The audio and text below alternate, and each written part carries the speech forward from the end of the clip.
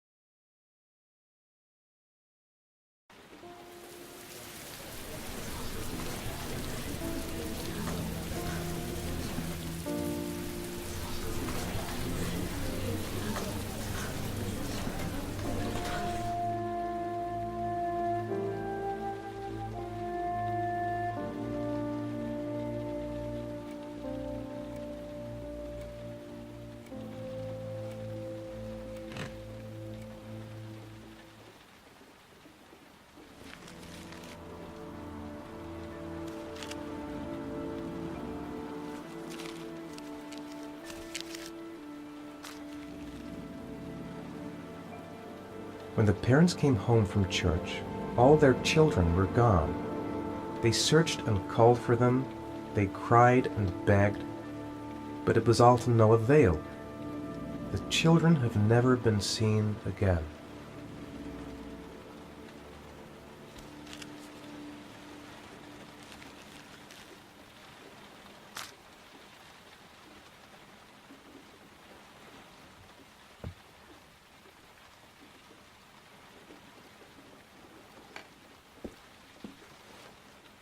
I have to get out of here and find out what this ticket is about.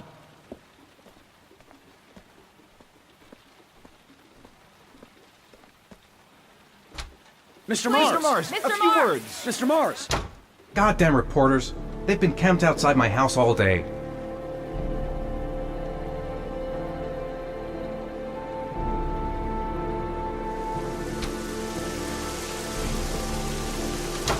Mr. Mars, can you confirm that your son has disappeared? Do you think the origami Mr. killer Mars. kidnapped him? Get another car. Mr. Mars! Did your son I'm going to disappear? walk straight to that Mars, car wait, without Mr. stopping on the Mars. Are way. you worried your son might Mr. be Mars! dead? Do you suspect anyone, Mr. Mars? Do you know if the investigators have any leads? You lost your son in the park. How do you feel? Mr. Mars, can you confirm that your son Do you has think disappeared? your son is still alive?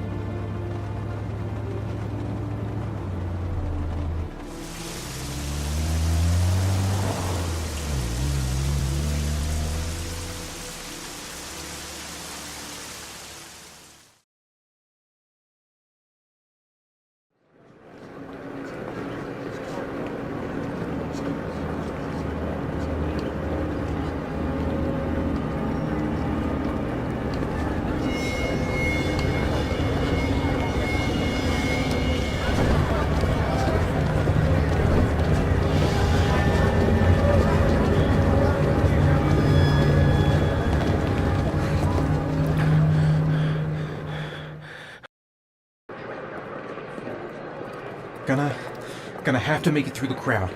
I can't take crowds. Just can't handle it.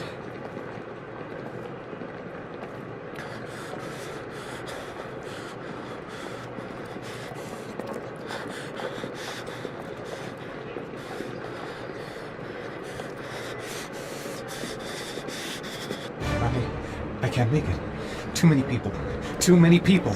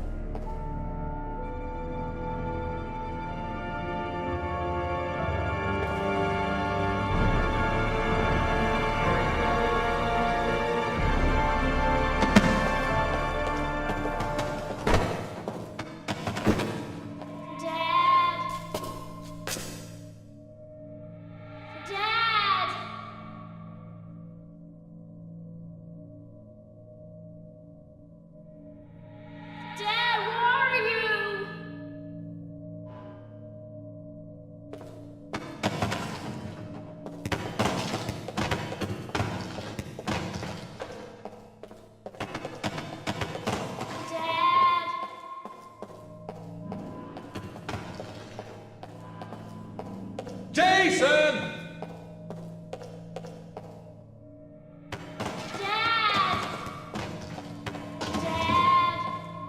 Jason!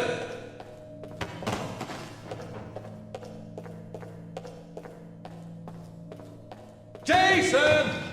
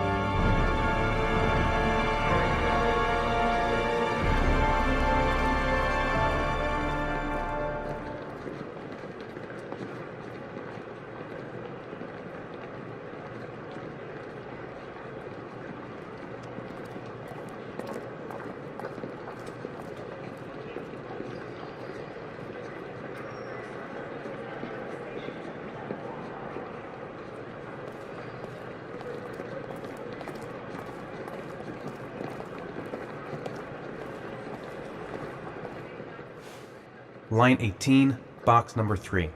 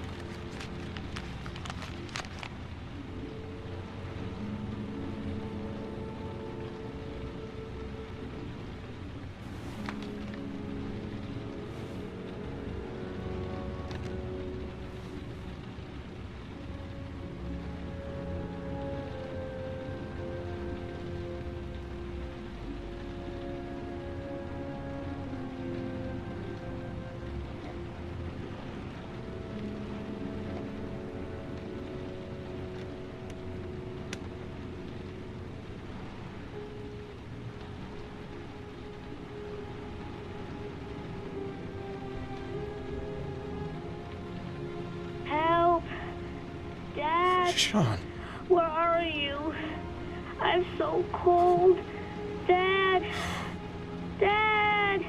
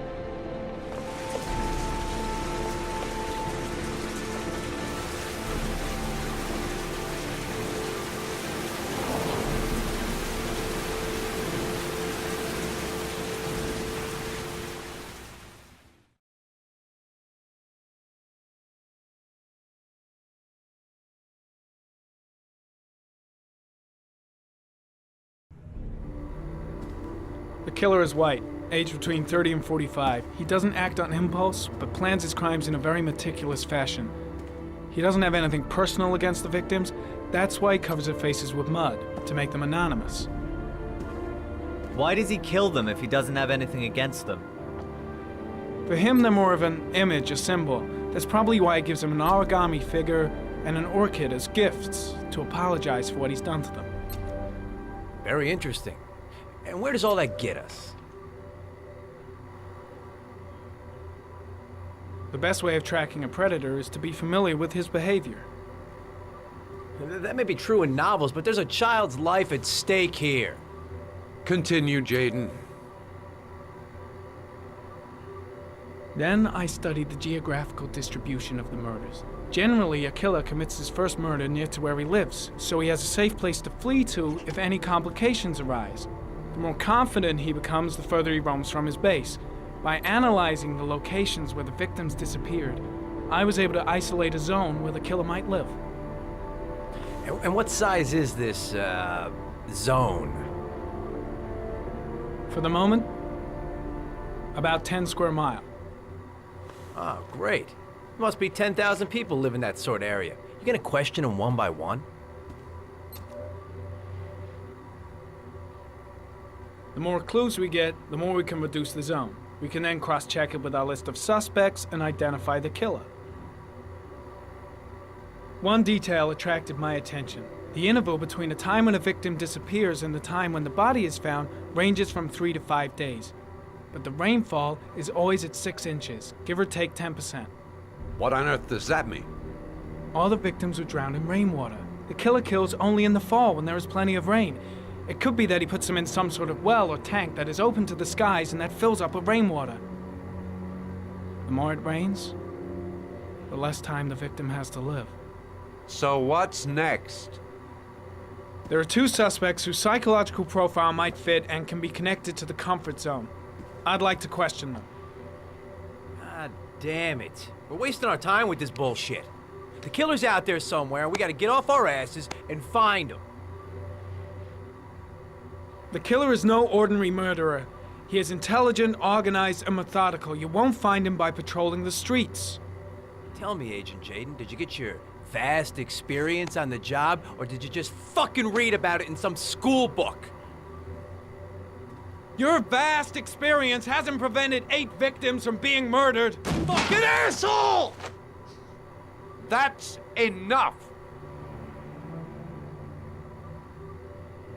You said it took 6 inches of rainfall before the victim died. How much time do we have left?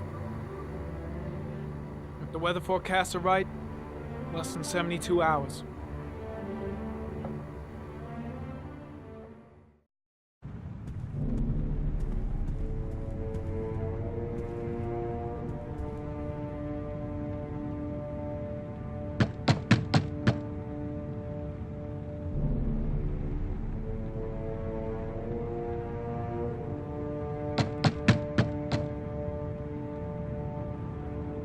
No answer.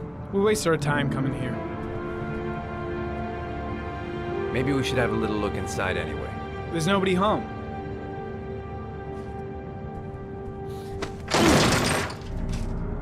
There is now. I'm not sure that's entirely legal. Call the cops.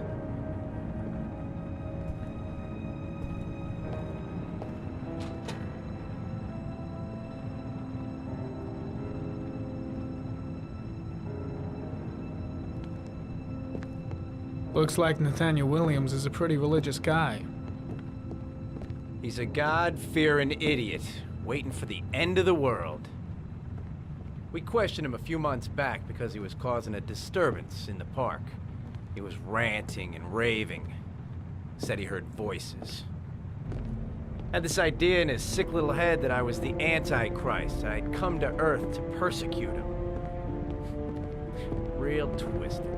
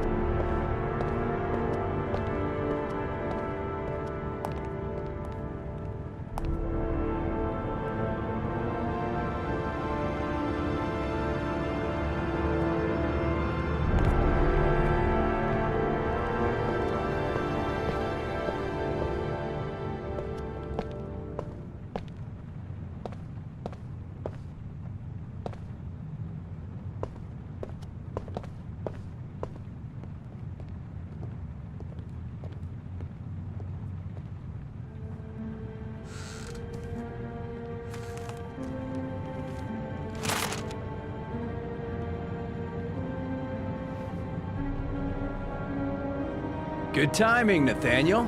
Just the man we're looking for. Angels and ministers of grace defend us. I'm Agent Norman Jaden, FBI. I'd like to ask you a few questions. As God is my witness, I haven't done anything. I'm innocent. Relax. Nobody's accusing you of anything. We just want to talk. Why all the crucifixes? You afraid of something? The hour is nigh, and the wrath of God shall strike men down. I'm preparing for the end of the world. Where do you work, Nathaniel? Do you have a job? My sole occupation is praying to the all-merciful Lord for the salvation of humanity. Nathaniel, do you remember where you were last Tuesday at 4:30 p.m.? Here? I was here. I was praying. All day. Was there anybody with you? No. No, I was alone. What about the voices, Nathaniel? Do you still hear the voices? We know who talks to you, don't we, Nathaniel? Or we both know who talks to you. Don't speak that name. What does he Blake, say to you, Nathaniel? what are you doing? I can't talk about it. You mustn't talk about it. He orders you to go and find new prey, doesn't he? He needs more and more. That's enough! Leave him alone! No. No. You mustn't mention him. You'll bring him here. He told you to go and find that kid in the park. The voices tormented you all night long. You wanted them to stop, didn't you, Nathaniel? Carter, shit! Stop. Are you out of your mind? That's enough. So you obeyed them to make them stop. You took that boy with you and you drowned him. Isn't that right? No! Stop! Stop! You killed them, didn't you, Nathaniel? Are you gonna confess, you bastard? You are the Antichrist. Put down the gun, I shall Nathaniel! dispatch you to your father in hell. He is the son of Satan. He was sent to earth to destroy us. For Christ's sake, shoot! You're not gonna kill the Antichrist with a revolver, Nathaniel. He's much too powerful for that. Antichrist my ass! Get that gun out of my face! Lieutenant Blake is gonna leave our planet right now and return to the realm of shadows. Creature of darkness, I do beseech you to return to the realm of shadows and leave our Nathaniel in peace! Demon, you shall regret confronting the emissary of the Lord. You shall know divine power.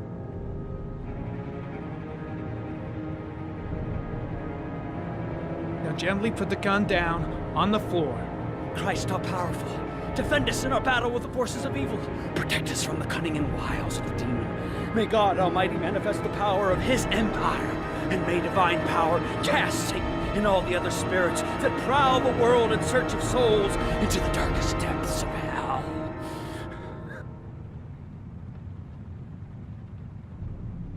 I'm here to help you, Nathaniel. To get rid of the voices in your head, but you have to trust me. Back away, slowly.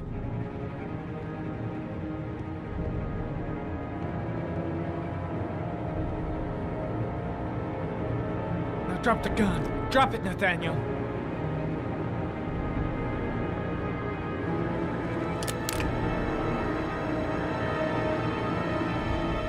Put your hands on your head. Turn around.